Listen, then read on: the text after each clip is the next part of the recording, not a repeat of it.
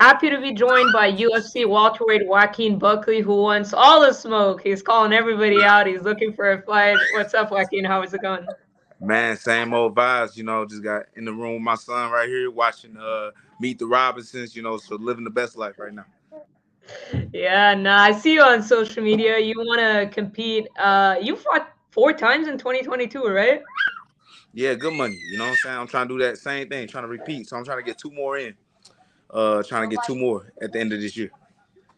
So has it been kind of frustrating considering how active you were in 2022? And I see you actively on social media, willing to step in, willing to fight anybody. Has it been frustrating to not be getting fights? A little frustrating, So hopefully, with all the promoting I've been doing, all the promoting I've been doing on Instagram and stuff like that, and on my other social media sites, the UFC can see that people are willing and wanting to see me fight. So that's what we want. And take them downstairs, baby. Take them downstairs, please. And thank you. All right. All right, little man. Bye bye. Say bye bye, Daddy. Yeah, anyways. So yeah, I mean, the reason we just saw you post or responding to a call out for Abduragimov, who's big in France. We were just talking Well, off what's his camera last right name? there. Say it again. What's his last Well, name again? I could be butchering his name too, but Abduragimov is Yeah. my best try. But I got yeah, it. he is big in France. He's an RSFC Yeah. double champ. He's got a lot of steam behind him. I'm sure his fans have been jumping on your social media. So Well, I'm when talking about all the friends been on it. You hear me? Talking about Fight Out Boy, Lazy King. I'm like, who the hell is this? But hey, I don't mind if dude want to get down with the get down. I appreciate him, because at the end of the day, I don't want to be on the sidelines. I don't want to be sitting on the bench. I've been trying to call out a lot of good big names. They said they don't want to see me. This kid said he want to see me. Then let's rock. Then let's do it. At the end of the day, that's how we get paid. Yeah, and I'll talk about him in a second, but let's rewind back a little bit because you were trying to fight Jack Della Maddalena, correct? You were trying to step in and fight him when he was looking for an opponent. So what happened there exactly? I mean, just with my management, I told him I was willing to fight him, even though it was on a week's notice, right? I knew how good Jack was already from the jump, and I stay in shape. I don't care nobody's shape. But one thing that my coach always tell me is one thing to stay in shape, it's another thing to stay in fight shape. So I definitely wasn't in fight shape, but I was like, hey, I can still put in a good 3 rounds if I need to. But I was like, if I was gonna do anything, I was like, I need to get paid, right? And what I mean by that is not that they wasn't gonna pay me at all for the fight, but at the end of the day, when I knocked out Andre Fiallo, I never got the bonus. Now Dana did promise that he was gonna give me something. We still ain't seen it. So, but regardless though, I was like, shit, I like that 50K. So I was like, hey, if y'all wanted me to do some last minute, training and last minute replacement, let me get that 50K, easy money. But they said he wasn't worth it. So I said, all right, say less. I guess he ain't worth fighting then. Fair enough. So that's kind of what stopped it there. So they That's just it. yeah, That's it. Hey, they moved on with the next person, you know. Mm-hmm. he ended up fighting Basil Hafez, who gave Yeah, him a yeah, very yeah, yeah, tough yeah, fight. yeah, Yeah, yeah. gave him a very tough. Yeah, what did you think of that fight? Because a lot of people felt like Basil won the fight. I think he did. I think he did enough. Obviously, I was pulling for Jack because I still wanted to see him in September in Australia. So I definitely was pulling for him to get the win. But I feel like my man's did enough, but he just had toughness. I feel like JDM definitely landed more damaging shots, but at the end of the day, it's about control and about the time. And definitely, homeboy, I can't really say his name, but he definitely controlled the majority of the fight. I would have to say, you know. But JDM definitely damaged him a lot more, though. Yeah. Well, you mentioned wanting to fight August, September. Obviously, Jack Della Maddalena wants to fight in Sydney, UFC 293. So, do you He look at it as an all right? Let's he do don't it. he don't want to see me. He don't want to see me. So I'd rather talk about the dude that Lazy King. You know what I mean? So JDM, you do your thing with Sean Brady. I do my thing in Paris. Yeah. So yeah, okay. Let's talk about Lazy King. He kind of countered your offer and said, "I'll give you 25K if you Hey, can that's a give me." real one. He a real one. So let's see if it's true though. So I don't know what their payment is. I got 25 to give, you know. So I don't know what his money like, but my thing is we can easily set up with the UFC that, our payment, whoever get knocked out, whatever, additional 25 thousand to the, the person that, gets a knockout. So I think that's an easy negotiation for the UFC to make happen. But I don't know what his like UFC contract is gonna look like with him being first, like this first fight into the UFC, if I'm not mistaken, right? This is his first fight in the Yeah. UFC, right? Yeah, Yeah, it will yeah, be. and he won't. And hey, everybody tell him he a dog and all that, but at the end of the day, bro, like you fucking with somebody that been in here for a minute now. I didn't got my feet wet. I'm used to it. Like I'm experienced with the under the UFC lights, so it don't matter where you coming from, what your belt's looking like, what your so-called world titles is. Like, bro, you finna you running into the right one. I tell you that. Yeah. And since he put that video out, have you gotten a chance to see anything, any highlights of his? Yeah. I don't really watch highlights. I watch like actual fights, But I haven't seen nothing like impressive or like anything like crazy. He a good fighter, like he a good ground fighter, good jiu-jitsu guy, but nothing special. You know what I mean? So I'm just intrigued, like this, have a good bang. Yeah. And you're talking about willing to go to fight in France. You've done that before, just last year in September. So would that part be fun again? Kind of playing the villain. I guess so, but man, Paris showed me so much love when I was down there, bro. When I was out there doing the open workouts and stuff like that, people came out, was giving me so much support, so much love. It was like actually one hater. What I can't call him hater because he's like he going for Imavol, but at the same time, like he's like, oh man, Imavol, he gonna knock you out, all this other stuff. But other than that, man, it was nothing but love when I was out there. So I expect the same thing when I get out there again. Mm-hmm. And yeah, because you fought at the Apex. I'm sure, even though it's quote unquote enemy territory, it's nice to be in front of a crowd, right? It's always a blessing to be in front of the crowd because you use that energy that everybody come with. The Apex is cool too because I get to hear my coach, so I get to make smarter decisions. But other than that, man, that crowd, bro, that stuff fuels me up and that gets my adrenaline going. And I'm sorry, like I can't have nothing but a crazy ass night when I got the crowd behind me. Yeah. And in your last outing, you moved back down to welterweight. I remember speaking to you before your viral knockout on Fight Island. I was asking you about welterweight, and you said, "Look, middleweight, I don't really cut too much or anything at all to make middleweight." How about welterweight? What's the cut like for welterweight? About 20, 25 pounds. So we got to make sure that we staying hydrated, constantly staying hydrated, and then also making sure that what we eat, so I don't eat no red meat, I don't eat no beef, no nothing when it comes to my weight cuts, so I just stick to chicken and salmon or any type of fish, and I get that weight down, in increments, so a lot of guys, they like to do big cuts, in a short amount of time, whether that's 10 or 15 pounds. I don't like doing that. I like to work gradually down and make sure that my body is able to adjust, with everything that I'm cutting. So I still make sure I get a good workout in. I don't sit in the sauna. I don't what else do people do? Water baths. I don't do none of that. I just work off my weight. So I make sure that my conditioning is still high and that my heart rate is still able to push even when I don't have much in my system. So preferably, you would want some notice, right? So we're talking about Oh, August, nigga September. need some notice, man. Yeah, nigga need some notice. This ain't 185 where I can just take it, like, you know what I mean? Like, so 170, I definitely got to get some notice. Period. Well, yeah, because I see you jumping in and wanting to step in, willing to fight and stuff like that. So is this a matter of you maybe talking to your manager, talking to UFC, and being like, "Come on, like I want to put pen to paper so I could be able to compete by fall"? I mean, you never would think it would be this difficult, right? Think about it. I claim that I want to fight in September. I have another fighter who was signed with the UFC say he want to fight. Obviously, he has a big following in Paris. If he's not booked, book me. Book me with him. Let's go. Let's go crazy. It's not gonna be hard. It's not gonna be difficult, because you already know that they're gonna book him naturally already in September with anybody, right? So if he's claiming that he wants to fight me, then let's rock.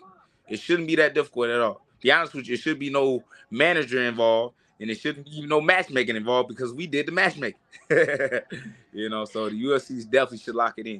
Easy work. Well, he's actually not officially signed to the UFC yet. It seems imminent. He's talking about the fans are This nigga rallying not behind even in him. the UFC. Not officially, not officially. Oh But my God, I got catfished. I've no, been played, bamboozled, hoodwinked, led astray. I mean, it seems imminent because obviously UFC is returning to Paris and its fans are getting behind it. So hey, maybe in I this ain't trying way, to hear that. Oh, bro, dude, play. I thought he was in the UFC. He no, ain't no, not even signed. unless he knows something that he hasn't said. But he recently spoke to my colleague Nolan, and he said, he hopes for it. It's not like he hasn't officially been signed yet, but it seems Oh, imminent. oh, he think I'm his golden ticket. Oh, it makes sense now. Oh, of course he gonna want to get his ass whooped, no matter what. He trying to get in the UFC. Oh, thank you, Farah, for that information. I didn't even know. I thought he was actually signed with the UFC. I thought it was like one of them guys that just couldn't find a fight, type situation. He had that Evolve or Marv last name, People be scared of that. So that's what I was thinking. But this motherfucker ain't even signed in the UFC. Oh, he didn't. He catfished me. That's what he did. He catfished me. Damn, goddamn, I got. I got. It's okay though. It's all right. Well, I mean, if you might hear news soon, we never know that he is You going to be never signed know. to UFC. But Yep. yeah, but I mean, you talk about your willingness to jump in and fight anyone at this I'm a point in your fighter. career. Yeah, I'm a fighter. I'm a fighter. That's what I do. When I say I'm willing to fight anybody, that ain't no cap. Like if you willing to throw them hands up, bro, let's get it. So I just want the UFC to understand that too. It don't matter who you put in front of me. I'm willing to fight anybody. Definitely if you talking about paying me. Shit. Yeah. and how did you physically feel in your return to 170? Oh, I felt good. I felt like brand new money. The weight cut wasn't hard. Definitely because we did it the smart way. We went the smart route. I was already preparing myself to move down to 170 before the UFC even called me for the opportunity, because I was like, regardless, like I'm moving down to 170. I'm not taking no more 185 fights. So right now, I was just like, let me already just get prepared before the UFC even come calling. So I was already like 183 or something like that, when they had called. So that was only like 13 pounds I needed to cut. But even then, like I said, I was just working in increments, just working it down. And I felt good for it. And definitely I was able to show my performance that I didn't slow down. I actually speeded up. I sped up the process in my fight, being able to push even harder when the time was necessary, even just to get the knockout. So everybody can see that I still fight at a very high level at 170, you know. Mhm. And if we could make like kind of a hit list, Joaquin Buckley hit list, the top three in E- order, what would you say is your Top three, I shouldn't even give it because I feel like the list that I give you is what's going to get me to the title, right? And if I get that list, these punks is not going to want to fight me. So I just rather have time just speak for itself. But I definitely see myself fighting for that title pretty soon. Definitely if I'm able to knock out the right names, at the right time. So y'all gonna be seeing a belt and a strap around me very soon, no doubt about it. another name you kind of went back and forth with was Ian Gary. He's currently booked against Jeff Neal. First of all, do you think he could beat Jeff Neal? I think Jeff Neal gonna knock his ass out. I ain't even gonna lie to you. Like it's gonna be pretty bad. Like I do think Ian Gary got great skills. I think he's a talented fighter for sure, but he fight too pretty. And what I mean by that is like he fights lazy. And when he throws his jab out there, when he throws his cross out there, he never checks for his defense. And he try to be slick by moving in and out. But I feel like Jeff Neal has good movement, good footwork, and also great power and good hand combinations where if he touched Ian Gary, it's over with. And Jeff Neal definitely finna touch Ian Gary. I don't care what nobody say. So I think Jeff Neal definitely gonna get a good knockout, depending on what Jeff Neal comes into that fight. Because I feel like Jeff Neal sometimes mentally defeats himself. With actually one explanation, I probably the Wonder Boy fight. Definitely a good fight for him to, showcase his talent and his skills, but mentally kind of beat himself, in that fight. So if Jeff Neal shows up, confident and ready to throw them hands, yeah, it's gonna be a bad night for Ian Gary. Yes, yeah, yeah. And I remember seeing you in an interview talk about, you wanted to fight a bunch of guys from Kill Cliff FC. Is there something particular with that gym or what? Nah, I mean they just got all the 170s over there. Like, think about it. The majority of 170s is right there at Kill Cliff. So they got Ian Gary, they got Vicente Luque, they got Gilbert Burns, they had Kevin Lee. Kevin Lee just retired. I wanted to retire his ass before he left, but it's all good though. You know, much respect to that man. Hopefully, continues on with a great, life, after MMA. And then who was the other name? Oh yeah, Shawcott too. So they had a lot of good heavy hitters over there. Yeah. So if I could have beat a lot of those dudes just right there in the same camp, bro, that would have been blessings for me. That's not even an argument that I get to fight for the title next. Yeah, and you mentioned a guy like Shafkat. I mean, that's a guy who's also doesn't have a million people throwing their hands up to fight him. I know he's booked up against Kelvin Gastelum. So, Straight stole my lick. You hear me? Straight stole my lick, bro. I was the first dude to come to Kevin Gastelum once I heard he was moving to 170. I went all the way to Newark because I knew he was gonna be there. And just to, pursue for that fight. And, he shook my own, whatever the matchmaker say, looking ass boy, but, Sean Cott, whatever, all these guys, they hunting for that number. I ain't mad at you, so I'm a big risk with no reward, as they might say. So it is what it is. I'm going to go ahead and hunt what I need to hunt down, eat what I need to eat, and be able to put myself in position, on my own. Yep, so no hands out. So after hearing that Abdul Abduragimov is not yet in the UFC, have you lost a little bit of interest, or once you hear? I'm mad. Be honest with you, I'm pissed now. I thought this fool was in the UFC. I straight got tricked. But if the UFC set it up, I don't care. Like, my thing is just like, all right, let this be his meal ticket. But he definitely got the right one. You hear me? So we're gonna have some fun. You hear me? Because like I said, Paris ain't nothing but a 7-hour flight, a beautiful flight. You know what I mean? Nothing too crazy. And then as well, I go out there. They got good food out there that we can eat, that we can dine on, and I get to go out there and actually get a win this time instead of a loss. You know what I mean? Because I lost a close decision with Imavov, and definitely if I had more time in that fight, I would definitely would have got the knockout. So I'm definitely trying to make a comeback. You know what I mean? Yeah. So the plan here moving forward is kind of try to keep your weight low, ready to sign on the dotted line whenever. Oh yeah, we stay ready. We stay ready. Like I said, the money got to make sense. All right. Yeah. So at the end of the day, like I said, with this fight right here, I was asking to fight in September. I told the UFC, I told my management that I would not be, I wouldn't say willing, but like I didn't want to fight in July because I had a lot going on. I was going from one place to the other. I was dealing with my family. I was seeing my grandmother and stuff like that. So when they still came to me and offered me July, I'm like, shit, what y'all gonna do for me? And they said, not a goddamn thing. So I said, I can't do nothing for y'all either. I already gave y'all 10 fights. No disrespect to UFC. They know what it is. They know that I'm a fighter. But at the end of the day, bro, I'm just trying to get paid. I'm just trying to eat. You know what I mean? Like, I don't have much longer. I'm not trying to fight when I'm 45 years old. So I'm trying to get as much bread as I can about this business. If you don't mind me asking, are you towards an end of a contract right now, or where are you at? That's a good question. I gotta look myself. I don't even know. Yeah, okay. I don't even know. Okay, so because I was wondering when you were saying like you want to get paid, I was wondering if you were towards the end and you're talking about like negotiating. It's just about getting money. Like UFC ain't got to negotiate nothing. They could like just throw it to me. They could just be like, "Here, buck, here, a little something, a little change off the top." You know what I mean? And it's just like I wish I had the relationship with whoever in the UFC who could hook me up like that, because I feel like I didn't gave fights to them. That damn, like, bro, what else I gotta do? Like, they took care of Kev. They took care of Hamza, punk ass. That's why his ass been gone for a whole year. They paid him a good amount of money. They paid him a good amount of money to be gone, and that's why he been training his hands the whole time so he don't be shooting in 30 seconds, or 10 seconds. Let me stop playing. Like he is shooting the first 10 seconds of a fight. So he been working on them hands. So I know Hamza, when he come back, he should be nice and ready for whoever he fight. You hear me? But for me, it's just like I've been consistent. I've been doing my job, and I've been out there and risking it all. You know what I mean? Even when I was fighting Chris Curtis, everybody know the baby. I was winning that fight all the way through. But I still gave that nigga a shot. Like, hey, if you can get me, get me. And he got me, So I'm still willing to even take a chance.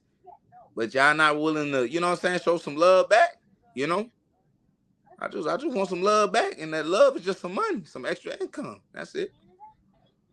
All right. Well, I'll leave it at that. Joaquin, I appreciate you taking it. Hey, I told you, people don't want to talk to me. So when I get a chance to run my mouth, I'm going to talk. No, that's what we're here for. That's what we're here for.